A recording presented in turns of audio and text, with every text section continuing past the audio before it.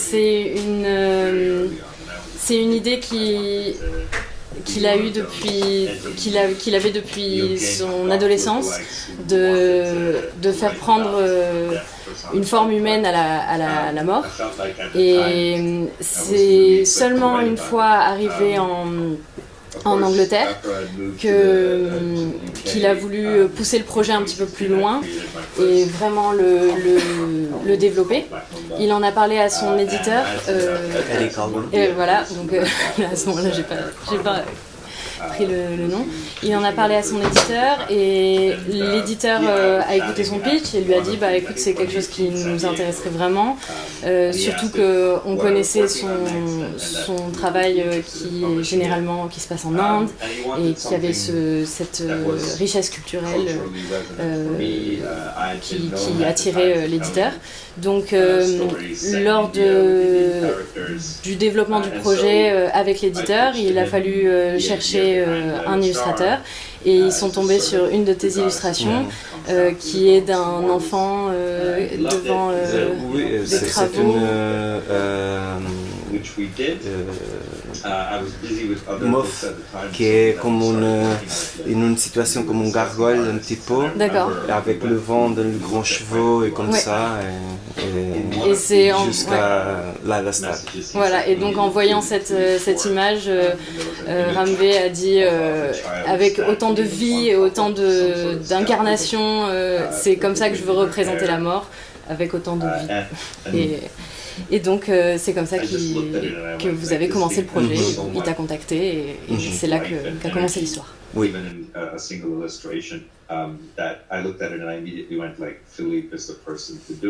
Parce que nous commençons ce projet dans la pandémie, donc nous ne pouvons pas faire le vol. Il habite à Londres, j'habite à Lisbonne.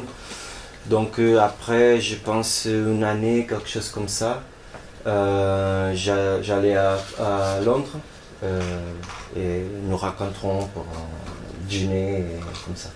Okay. Pour la première fois et après nous rencontrons dans le Comic-Con et autres festivals comme ça. Oui, c'est une construction. Rem, il écrit d'une manière très vibrante. Donc pour moi que je dessine, je fais le dessin, c'est très facile facile pas de l'amour, mais c'est inspirationnel pour le dessinateur qu'avoir beaucoup de chambres pour avoir les imaginations et possibilités, parce qu'il n'écrit pas d'une manière qui est fermée. Ouais. Il est ouvert à l'opinion des artistes. Okay. Donc il était vraiment naturel, comme si nous faisons... Comme La Salle n'est pas la première fois que nous faisons un projet. Ah, okay. Il était vraiment comme une chose naturelle. Oui, c'est un petit peu plus la vibe et la indication sentimentale de l'histoire qui plus l'indication particulière de là-bas. Il est une petite statue avec cette petite... C'est pas comme ça, c'est une vibrance de générale que pour moi c'est comme respirer un petit peu comme était dans la cuisine quand tu ne vois pas les choses qu'il fait dans la cuisine, mais tu sapes parce que l'odeur te transmet cette information. Okay. Ouais. À Portugal, nous n'avons pas vraiment un marché de bande dessinée, donc toute la bande dessinée, mais la grande majorité de la bande dessinée qui est sortie là-bas est bande dessinée que vraiment est autorelle.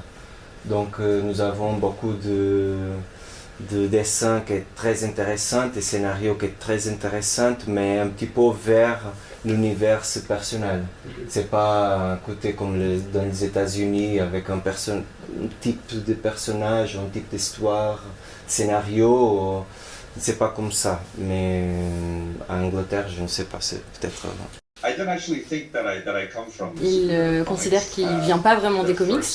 Et comme on voit dans ses précédents livres comme Black Mamba, c'est ça Black Mamba, qui est plus noir existentiel, je ne savais pas trop comment traduire ça. C'est plus du travail qui ne tourne pas forcément autour des super-héros. Et par rapport aux éditeurs, quand on lui fait des commandes, quand on lui demande de faire quelque chose par rapport aux super-héros, ça il n'y a pas de problème, mais en tout cas, il est toujours question de liberté, il est toujours question de faire ce dont il a envie, et il ne fera jamais ce dont il n'a pas envie, car la vie est trop courte. I don't do things where I feel like my freedom is curtailed. Life is too short, and so I tend to tell publishers I don't want to work on stuff when I find that it is not interesting to me. Quand j'ai grandi, quand j'étais plus jeune, je lisais toujours des livres qui venaient d'Europe, des États-Unis, qui avaient aucun personnage qui portait mon nom ou qui portait un nom que je pouvais connaître. Et quand j'ai commencé à écrire des histoires, donc même très jeune, mes personnages s'appelaient John, Roger, des noms européens. Et c'est un ami à moi qui m'a dit: mais pourquoi tu n'as pas de personnage indien qui porte des noms qui te ressemblent dans tes histoires? Et je me suis dit, mais c'est vrai, pourquoi je cache cet aspect de moi qui est un peu ma vérité, mon identité? Et donc j'ai eu ce moment je m'en suis rendu compte juste avant d'écrire mon premier livre, et dans ce premier livre que j'ai présenté à des éditeurs, on me disait: mais personne ne veut lire un livre qui se passe en Inde en noir et blanc sur le crime, personne ne voudra de ça. Et pourtant ça a été un succès, et depuis ce succès je me suis dit que j'allais continuer à faire comme ça. Je considère que les éditeurs sont peut-être un peu plus myopes parfois que les lecteurs, qui voient dans ces histoires des ponts entre les cultures et qui se reconnaissent, parce que finalement ce qui est important, c'est que ce sont des histoires qui sont plus à propos des humains, des hommes en général. Et comme c'est quelque chose qui fait toujours partie de moi, ça fera probablement toujours partie de mon travail. Ça peut changer, mais si vous voyez un livre avec le nom de Ramvé, ce sera sûrement sur cet endroit-là.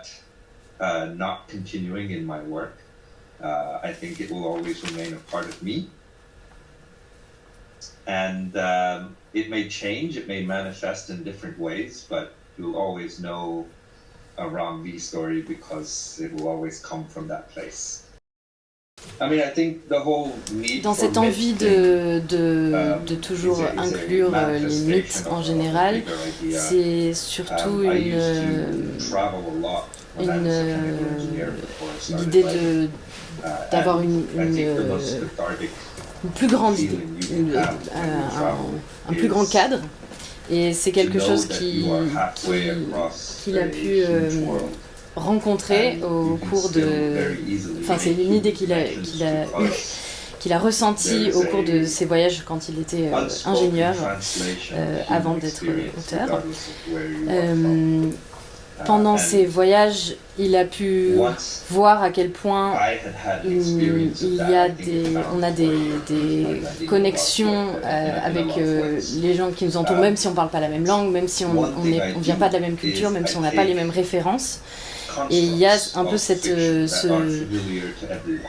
connexion implicite juste entre humains.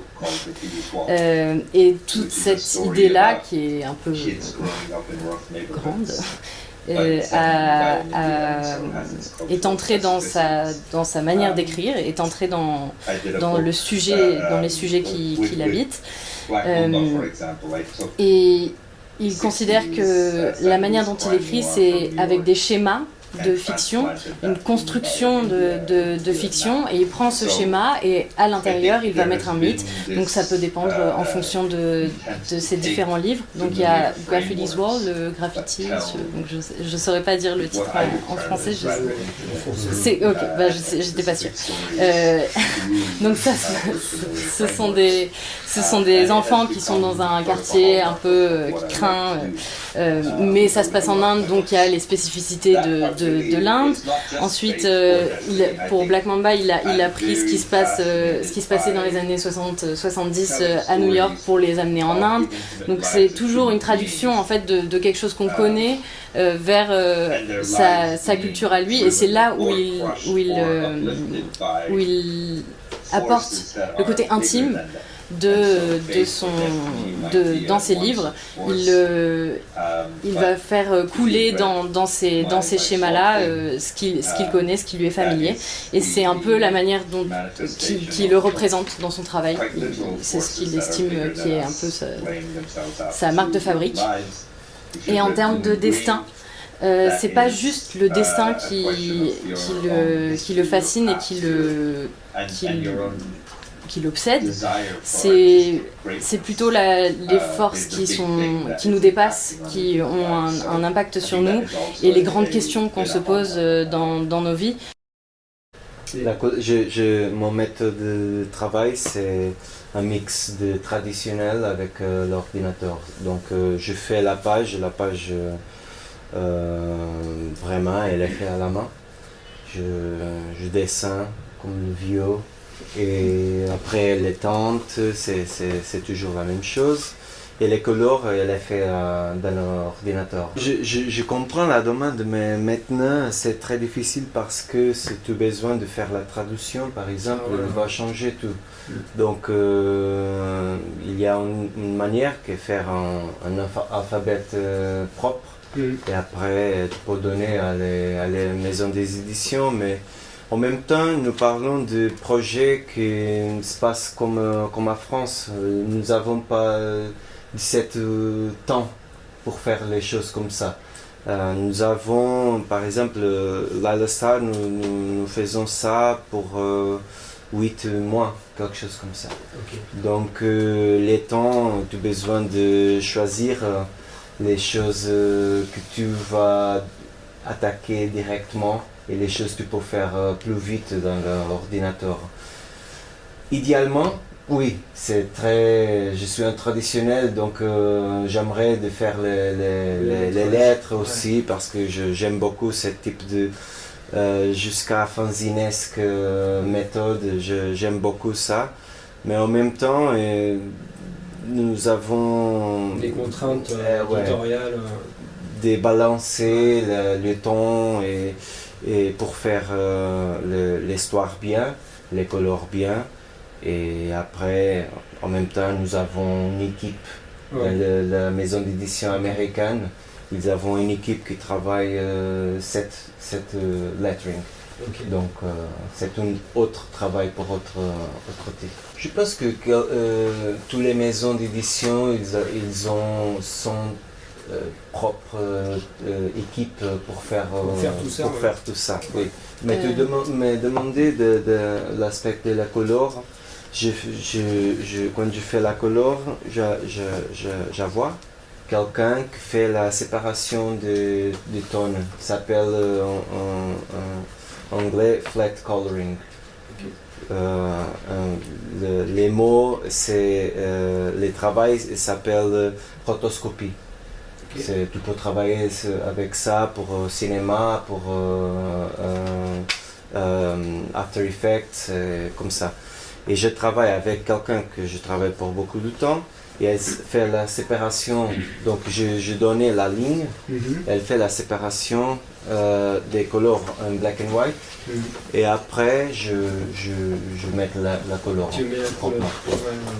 Oui, il y a un petit peu, oui, c'est pas possible de faire ça. C'est possible seulement si tu as le contrôle de l'impression. Ouais. L'impression, elle est faite dans les États-Unis. Ouais. Donc c'est un petit peu il y a 10% que tu ne peux pas contrôler, mais par exemple, je sais que les rouges sont plus difficiles d'être bien que et les yellow, jaunes. Et, mais par exemple, les bleus sont plus faciles, donc il y a les contrôles, c'est un petit peu comme ça. Non, l'édition française, je ne sais pas pourquoi je suis à France, mais l'édition française c'est la plus jolie. Oui. Parce que il y a gros format et les couleurs se peuvent voir meilleur, et je pense aussi qu'ils contrôlent de la couleur proprement. Je pense qu'en France, ils vont faire les choses un petit peu plus professionnelles qu'autre. Même aux États-Unis Oui, aux États-Unis, ils font bien, mais c'est un marché plus vite, donc il est un petit peu plus noir, la version américaine. Donc, il pense que les noms en général des villes, des gens, c'est quelque chose d'assez fascinant, et il estime que c'est normal que de la part d'un lecteur ou d'une lectrice, si on a cette connaissance de la différence entre les noms, l'existence d'un nom ou d'un autre, ça peut faire tilter, on peut se dire peut-être qu'il faut poser la question, ça pose la question, mais lui, en tant que personne qui a grandi à Bombay et qui l'a appelé comme ça, il considère qu'il s'est approprié ce nom-là, et c'est pas un problème que ce soit ce nom-là qui soit utilisé plutôt que Mumbai, sachant qu'en plus Mumbai pour lui, c'est, à son sens, c'est une manière un peu chauvine de s'approprier, de se réapproprier le nom de Bombay. Et c'est un peu ce qui se passe en ce moment en Inde, de chercher à pousser cette fierté nationale, à se réapproprier les noms. Mais lui, il estime que c'est pas quelque chose c'est pas important pour lui, c'est pas forcément le combat qu'il souhaite mener. Et du coup, j'ai posé une question ensuite par rapport en réaction au fait que même l'Inde, finalement, a récemment changé de nom et devrait s'appeler autrement. Alors, je sais plus exactement comment c'est supposé s'appeler, mais c'est pas Inde ou India. Et voilà, il a juste réagi en disant que, bah oui, de toute manière, avec le gouvernement qui est en place en ce moment en Inde, ce sont des tentatives de trouver des nouveaux noms et de se réapproprier et de se détacher de tout passé colonial ou autre, international. Pour répondre à cette question, il faut repartir au début, à la première idée qu'il a eue pour ce livre, et il se demandait est-ce que j'ai quelque chose à dire qui n'a pas déjà été dit. Donc par exemple dans Death Tripper et Neil Gaiman's Death. Ok, d'accord.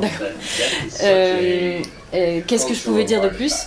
J'estime que la mort c'est quelque chose de purement culturel, donc on en parle différemment en Inde, aux États-Unis, en Europe, et il y a différentes manières de célébrer le passage de la mort de la vie, et peut-être que ça ne se voyait pas forcément sur les pages, dans les pages, mais pour moi en fait il y a tellement différentes formes de mort qu'il y avait différentes personnes qui s'occupaient en fonction de chaque culture de la mort.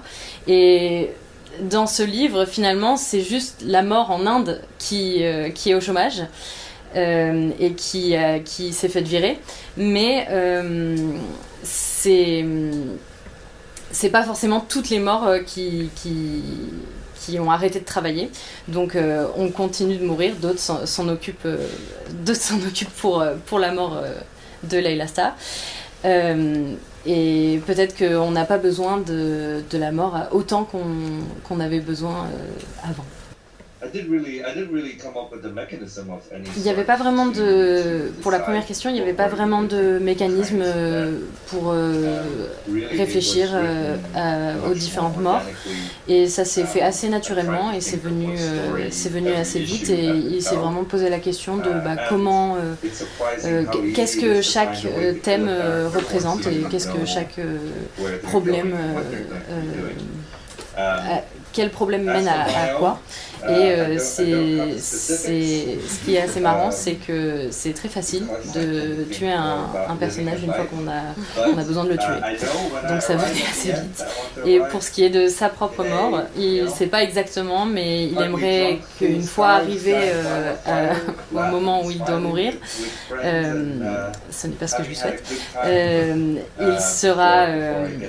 il sera bourré avec des amis, passe un bon moment et il aura passé un bon moment avant d'y arriver. Voilà. C'est pour moi la question. Je ne sais pas, je n'ai pas pensé à ce type de question.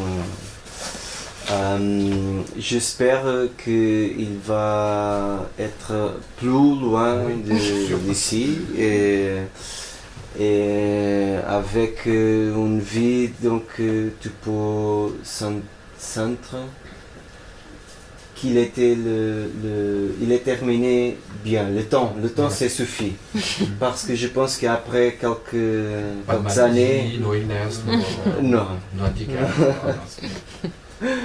Oui. Quand j'ai lu le scénario, toute la conversation dans la télé, dans la radio, il était vraiment de la mort parce que elle était la pandémie, donc il était bien parce que pour moi Lyle Star il ne parle pas de la mort, il parle de la vie, donc je ne pensais de la mort vraiment. Je pensais de toutes les choses bien que tu peux faire. Par exemple, les couleurs, ils sont vraiment de expériences personnelles quand nous ne pouvons pas aller de la maison seulement 1 heure.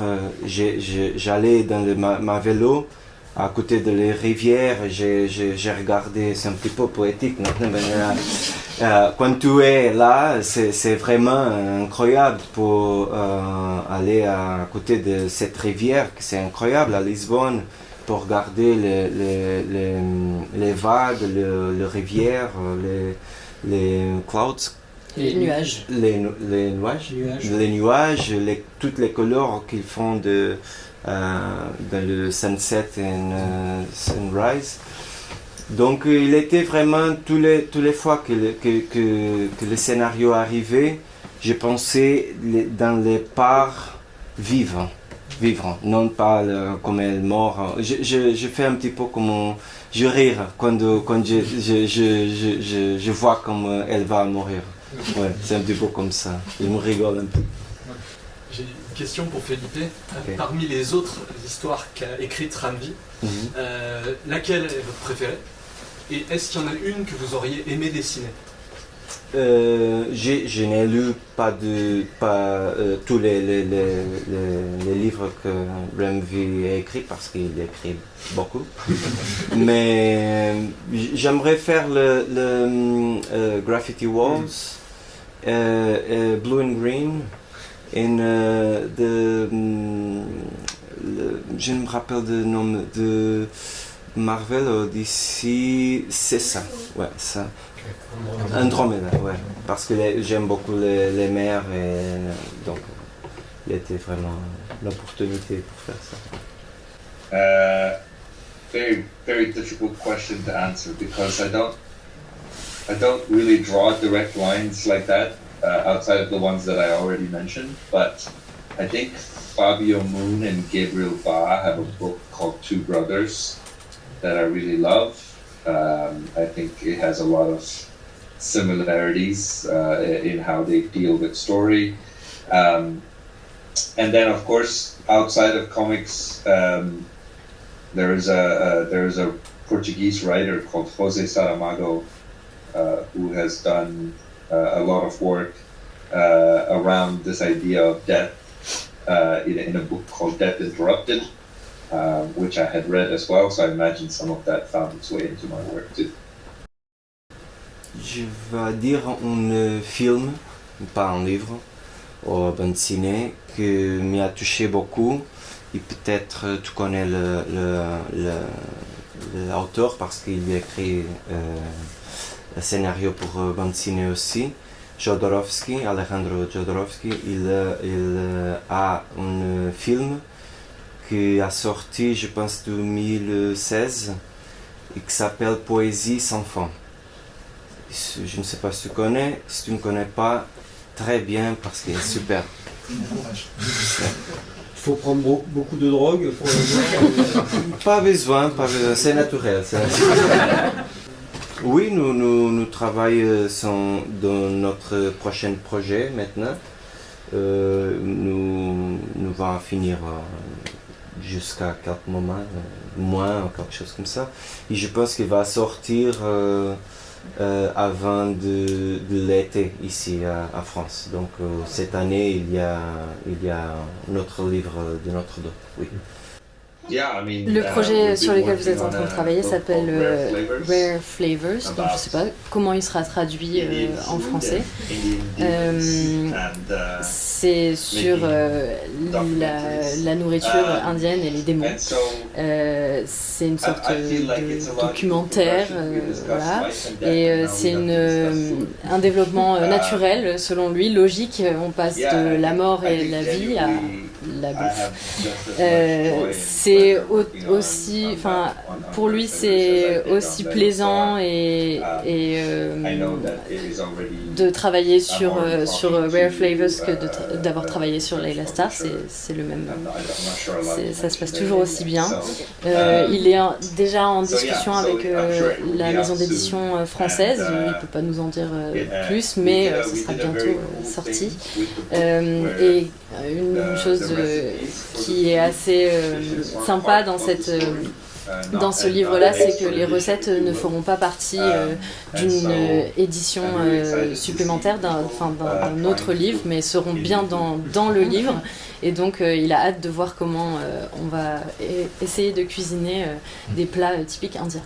Je vois ce type d'opportunité comme vraiment incroyable parce que, par exemple, dans mon pays, nous n'avons pas ce type d'initiative où tu peux connaître les gens qui écrivent ou qui dessinent le livre ou qui font les choses particulièrement.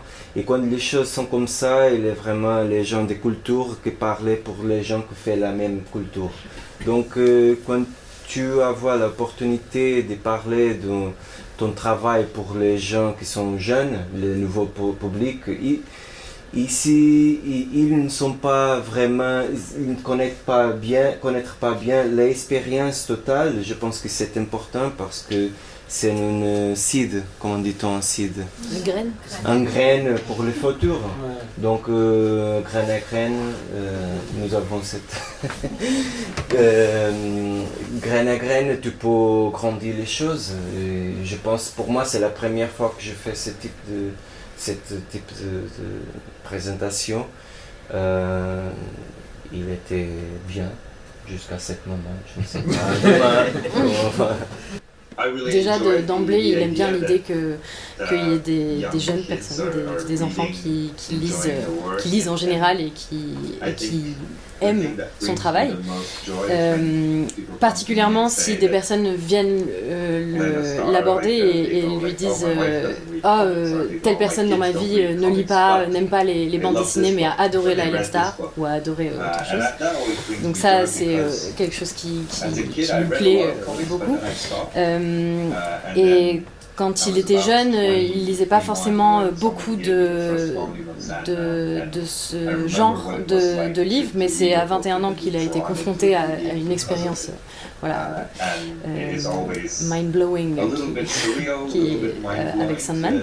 Et cette expérience de se sentir happé par ce format-là, Et il trouve ça génial que, en ce moment, il ait cette opportunité d'avoir des gens qui lui disent que c'est son travail qui a cet effet sur eux.